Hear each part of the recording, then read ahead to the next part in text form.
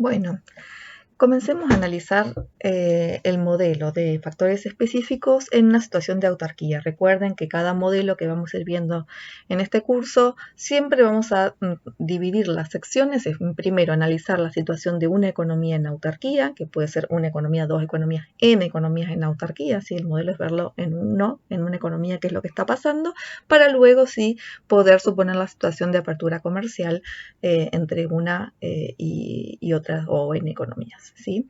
Así que bueno, comencemos con nuestro modelo de factores específicos bajo condiciones de autarquía.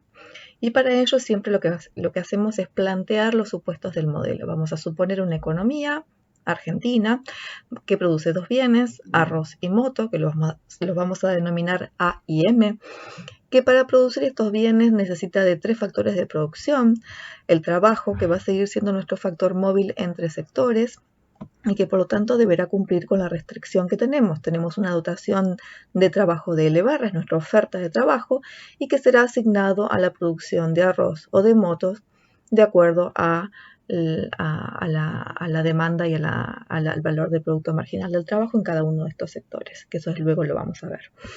Otros dos factores que vamos a tener va a ser la tierra y el capital. Estos dos factores suponemos que no son móviles entre sectores, sí que son específicos a la producción de cada uno de estos bienes, y que por lo tanto toda la dotación de K va a estar destinada a producir motos, y que toda la dotación de tierra va a estar destinada a producir arroz. K es factor específico de motos y T es el factor específico de arroz. Por lo tanto, nuestras funciones de producción van a estar representadas de esta manera, donde la producción de A va a ser una función de tierra, de todo el stock de tierra y del trabajo que se le asigne, y la función de producción de motos va a ser justamente una combinación del stock de capital que tenemos y el trabajo que se le asigne a ese sector. Todos los mercados, tanto de bienes como de factores, son competitivos en este modelo, y suponemos que L, K y T están todos siendo plenamente ocupados. Primer punto, presentarles simplemente la cara que tiene la función de producción en este modelo de factores específicos. Básicamente aquí simplemente está representada la función de motos, la función de producción de motos en relación al trabajo que le asignamos, pero idéntica es la que vamos a considerar para el caso del arroz. ¿Sí? Lo que vamos a ver es que esta función de producción es cóncava, ¿sí? Respecto de L.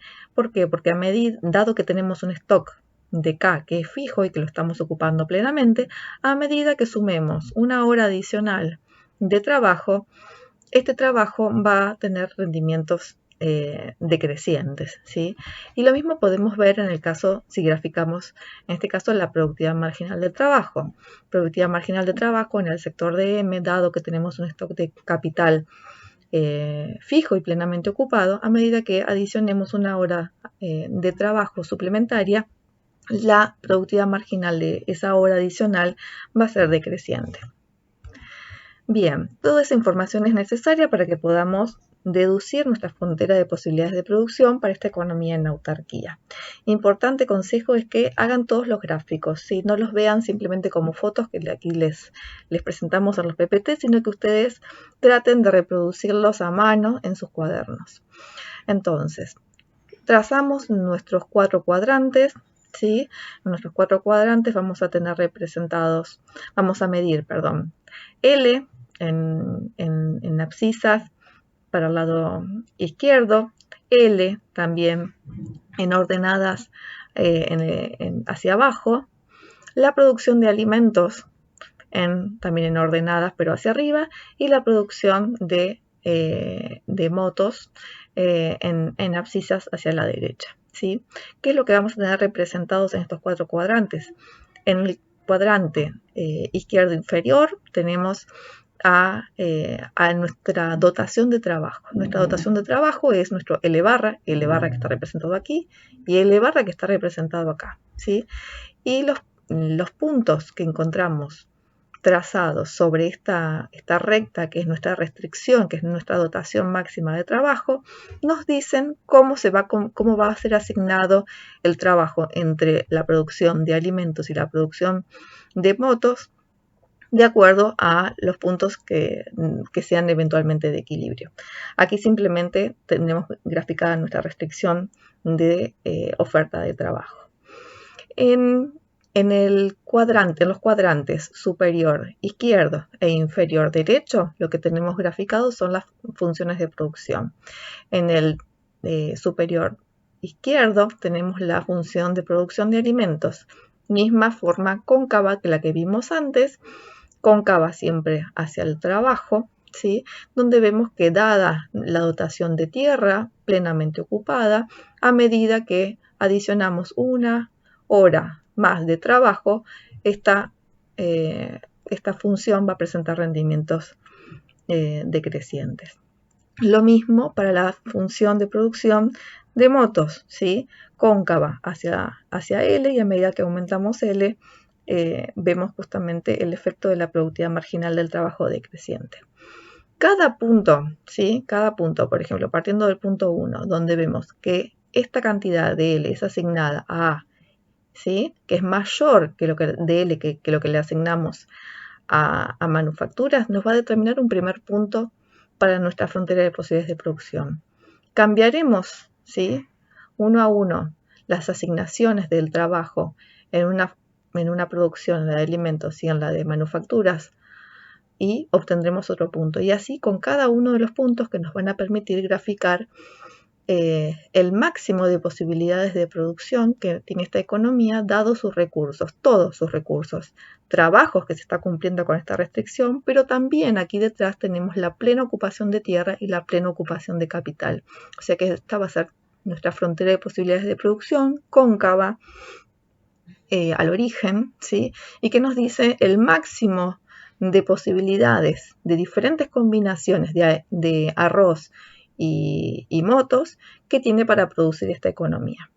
Otra cosa importante que tenemos que ver en este gráfico, en esta frontera de posibilidades de producción, si la comparamos con la de Ricardo, vemos que no es recta, sino que justamente es cóncava al origen. Y esa concavidad nos va a estar diciendo que el costo de oportunidad que representamos detrás de esta frontera de posibilidades de producción no va a ser constante. Ustedes recuerdan, teníamos, Ricardo, que era una recta y que en cada punto de esa recta el costo de oportunidad, o sea, la pendiente, era constante. En el caso de este modelo, dado que tenemos factores fijos, ¿sí? Factores específicos K y T, que están siendo plenamente ocupados en cada uno de los sectores, este costo de oportunidad va a ser variable. Por ejemplo, pensemos que pasamos del punto 1 al punto 2, y del punto 2 al punto 3, y del punto 3 al punto 4, supongamos aquí abajo, ¿sí? Lo que vamos a ver es que a medida que liberamos una unidad de trabajo del sector de arroz para producir una moto adicional, ¿sí? Este costo de oportunidad de dejar de producir arroz para producir una moto adicional es cada vez mayor, y por lo tanto el costo de oportunidad en este modelo es creciente, a diferencia de lo que vimos con Ricardo, que era constante a lo largo de toda la curva de frontera de posibilidades de producción. Esto es un resultado importante que tienen que retener. Nada, esta simplemente es un slide para comentarles un poquito lo que ya les comenté antes en el gráfico, es una síntesis. Bien, pasemos ahora a ver cómo encontramos, ya conocemos la función, ya conocemos los supuestos de esta economía en autarquía, ya conocemos las fronteras, las funciones de producción de arroz y motos y la frontera de posibilidades de producción que tiene esta economía en autarquía. Ahora lo que vamos a ver es tratar de buscar cuál es la condición de equilibrio para que esta economía esté justamente en equilibrio bajo autarquía. Y la condición que vamos a ver es que es muy parecida, es la misma que tuvimos en el caso de Ricardo. Para que nuestra economía esté en equilibrio, dados los precios de PM y PA, va a tener que cumplirse que el salario, ¿sí?, que se le pague al trabajo en el sector de motos como en el sector del arroz tiene que ser el mismo y tiene que ser igual al valor de la productividad marginal del trabajo en cada uno de estos sectores. Valor de la productividad marginal del trabajo en en cada uno de los sectores, ¿sí? O sea, WM igual a WA igual a W estrella, único salario en esta economía que va a hacer que nos permita que lleguemos a una situación de equilibrio. Recuerdan que si el salario que se paga en el sector de las motos es diferente al que se paga en el sector del arroz, siempre van a haber incentivos para que el trabajo se mueva de un sector a otro, siempre que se mueva al sector donde le están pagando mejor, y por lo tanto el equilibrio, situación estable, va a ser alcanzada cuando en toda la economía se esté pagando el mismo salario. A partir de esta condición de equilibrio, simplemente haciendo pasaje de términos, llegamos a nuestra condición de equilibrio en autarquía. Y esta condición de equilibrio en autarquía es muy parecida también, si la miran a simple vista, es muy parecida a la que tuvimos con Ricardo. Precios relativos igual a costo de oportunidad. Esto es el costo de oportunidad, ¿sí? A diferencia de Ricardo, esto era constante, ¿sí? Porque recuerdan que teníamos requerimientos técnicos fijos de horas de trabajo. Y aquí tenemos que las productividades marginales del trabajo no eran constantes, ¿sí? Eran decrecientes. ¿Recuerdan que vimos el gráfico? Bueno, y que esa productividad marginal decreciente también nos permitía encontrar que teníamos una frontera de posibilidades de producción cóncava y que por lo tanto dejar de producir una unidad de arroz para producir una moto adicional iba a hacer que ese costo de oportunidad sea creciente, y eso está representado acá. ¿Sí? No es constante, sino que tenemos este cociente de productividades marginales del trabajo entre arroz y motos, ¿sí? Que va a ser justamente creciente. En el equilibrio, este costo de oportunidad tiene que ser igual al precio relativo. Costo de oportunidad de producir una moto adicional tiene que ser igual al precio relativo de la moto adicional que estoy produciendo, ¿sí? Nuevamente, punto de equilibrio va a estar dado entonces por igualar la pendiente de la FPP, o sea, los costos de oportunidad, con la pendiente de la recta de presupuesto, o sea, los precios relativos, ¿sí? Y que, como vemos, esta condición se cumple con signo negativo, dado que ambas tienen pendiente negativa. Conclusión, digamos, en términos generales, costo de oportunidad igual a precios relativos es condición de equilibrio tanto en modelo de factores específicos como en Ricardo. La única diferencia es que los costos de oportunidad acá son variables, son crecientes para producir una unidad más de M de motos, y en el modelo ricardiano son constantes.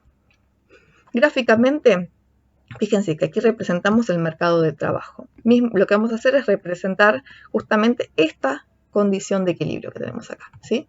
Entonces, tenemos nuestro mercado de trabajo que va a estar representado en abscisas. Este segmento, lo que está midiéndonos es justamente toda la oferta de L, nuestro L barra, ¿sí? Y en ordenada lo que vamos a estar midiendo, de un lado, es el valor bruto de la producción del trabajo en el sector de manufacturas o de motos, perdón, y en este otro eje, en otra abscisa hacia la derecha, lo que vamos a estar midiendo es el valor bruto de producción del trabajo en el sector del arroz, ¿sí? Por lo tanto, estas curvas que vemos aquí son funciones de demanda, curvas de demanda, ¿sí? Que representan el valor bruto de el valor del producto marginal del trabajo en el sector de manufacturas y en el sector del arroz, ¿sí? Bien, entonces, ¿cuándo se va a cumplir la condición de equilibrio? Dijimos, cuando el valor de la productividad marginal del trabajo en motos sea igual al valor de la productividad marginal del trabajo en arroz, o sea, en el punto 1, o sea, cuando encontramos un único salario que se esté pagando en la economía. Este es nuestro W estrella, este es el que nos permite decir que estamos en una economía en equilibrio. ¿Qué otra cosa importante vemos acá? Que nos permite asignar el trabajo, ¿sí? Desde el origen hacia la cantidad que nos marca el punto 1, ¿sí? Es todo este trabajo, del origen de la izquierda, perdón, todo ese trabajo va a ser asignado a producir motos.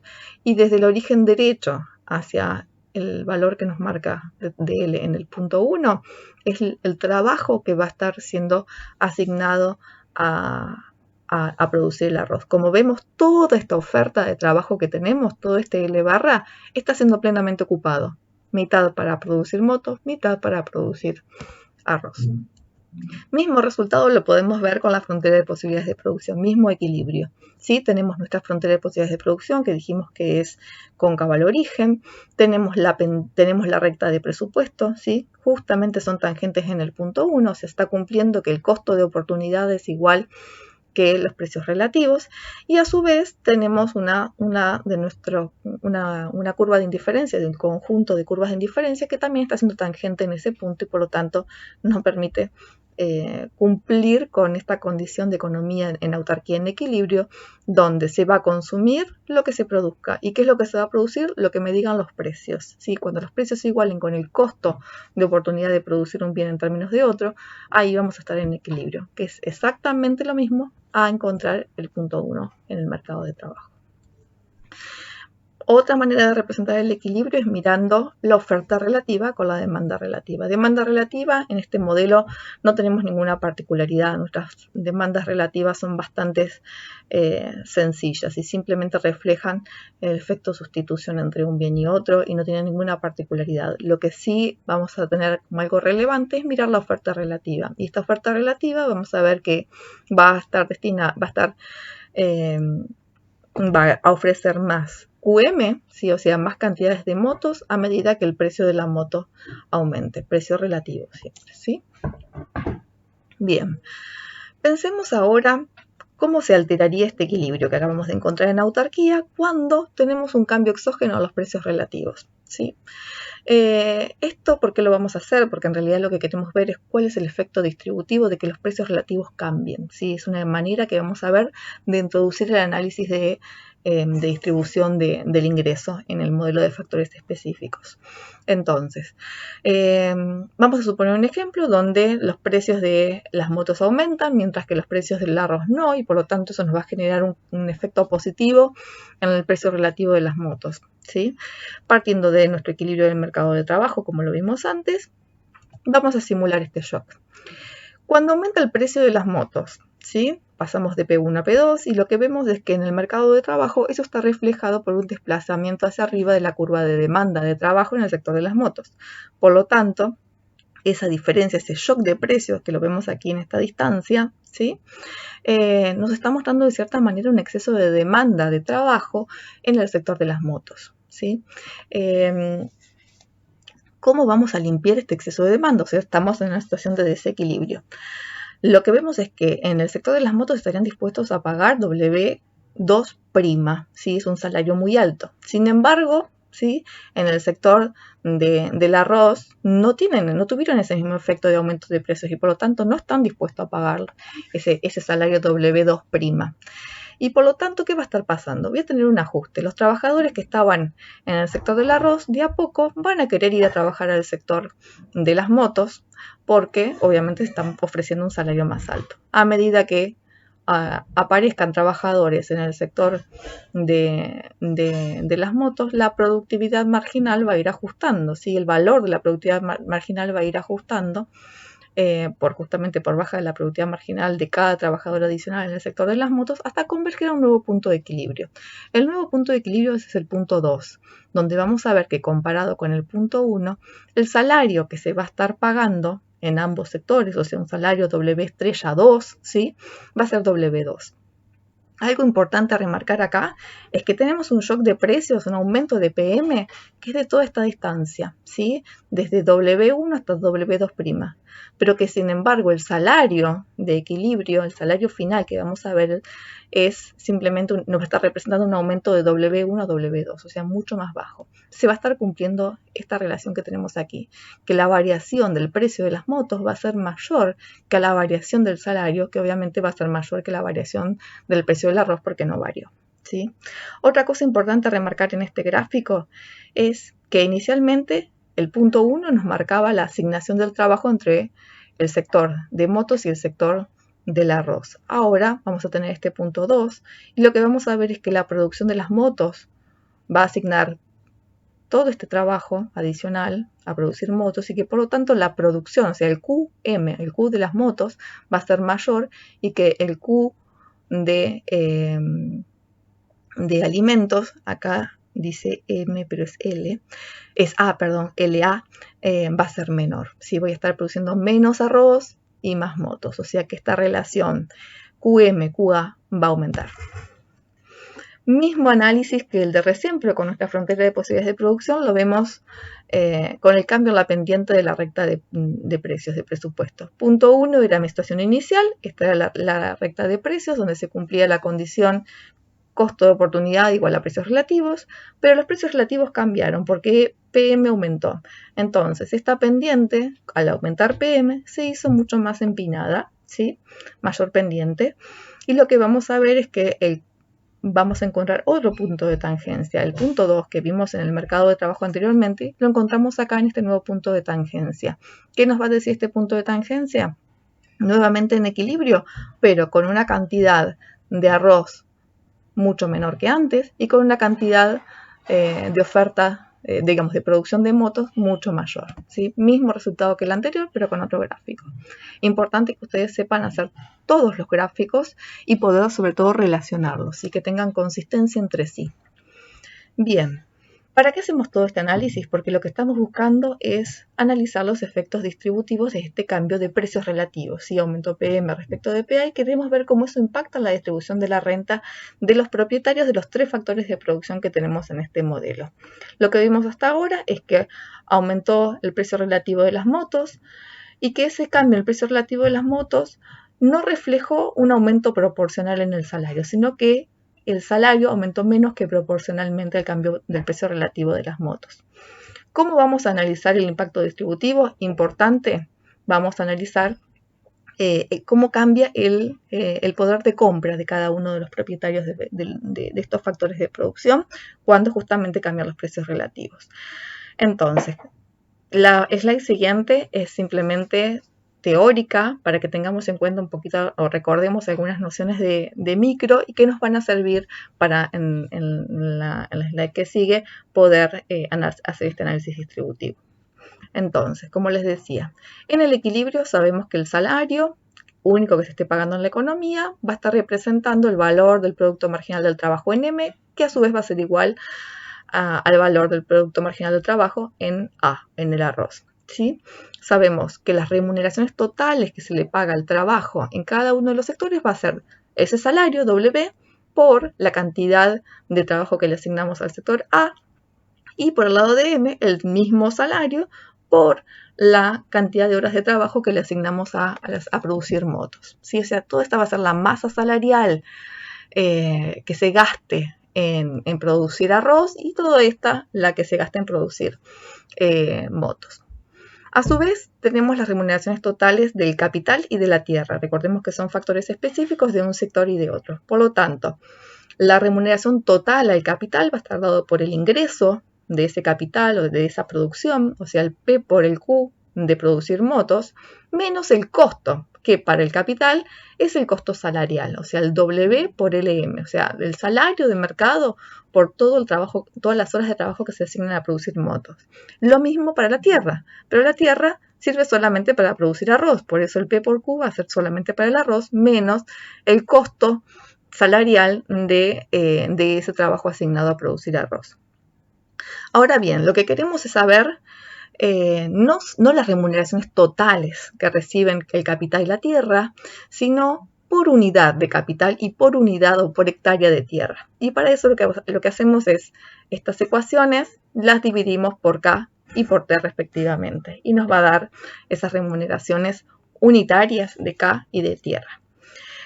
Esas remuneraciones unitarias de K y de tierra es exactamente idéntico a decir que el capital va a estar siendo remunerado de acuerdo al valor del producto marginal del capital, que no es más ni menos que el precio de las motos por el producto marginal del capital que está siendo asignado obviamente al sector de las motos porque es su factor específico.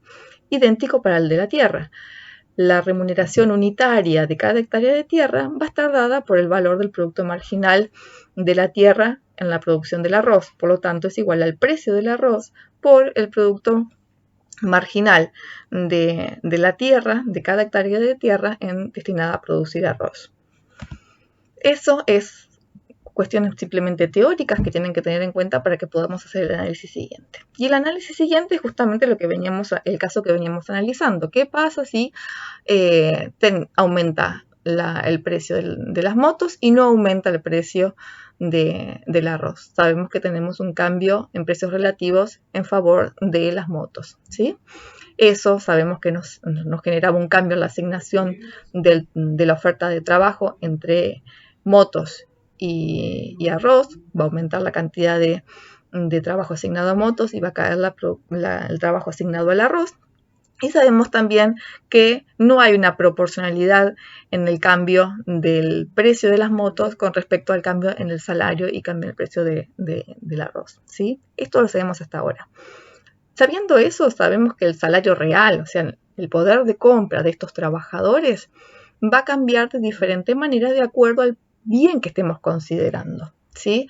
Entonces, el salario nominal medido en términos del precio de las motos, que fue el que aumentó, sabemos que va a caer porque el salario nominal aumentó, pero aumentó menos que lo que aumentó el precio de las motos. Y, sin embargo, si lo medimos a ese salario nominal que aumentó, lo medimos ahora en términos del precio del arroz, vamos a ver que ese salario real va a aumentar, ¿sí? Porque sabemos que el precio del arroz no varió. Y en consecuencia lo que vamos a tener que decir es que el efecto del cambio en el poder de compra de los trabajadores cuando hay un cambio en precios relativos es ambiguo, digamos, no puedo decir demasiado, sobre todo si no sé cómo se compone la canasta de consumo de este trabajador o de estos trabajadores entre motos y arroz, ¿sí? Si hacemos el mismo análisis ahora, pero para el propietario del capital y el propietario de la tierra, ¿sí? El capitalista y el terrateniente. Vamos a ver cómo cambian ese poder adquisitivo del capitalista, por ejemplo. Sabemos que en el sector de las motos voy a tener más trabajo, ¿sí? Si aumenta la cantidad de trabajo, cae el producto marginal del trabajo, pero al caer el producto marginal del trabajo va a estar aumentando el producto marginal de capital, ¿sí? Recuerden que tengo el mismo stock de capital, pero le estoy poniendo más trabajadores a usarlo. Por lo tanto, el producto marginal del capital va a estar aumentando. Si aumenta el producto marginal del capital, vamos a ver que en términos reales, esta renta real medida en términos del precio de las motos va a estar incrementándose. Y más aún se va a incrementar si mido esa renta real en términos del arroz. ¿Por qué? Porque el precio del arroz no cambió y la remuneración del capital va a ser unitaria, digamos, y nominal va a ser mucho mayor. Entonces, el capitalista en términos de poder adquisitivo va a mejorar.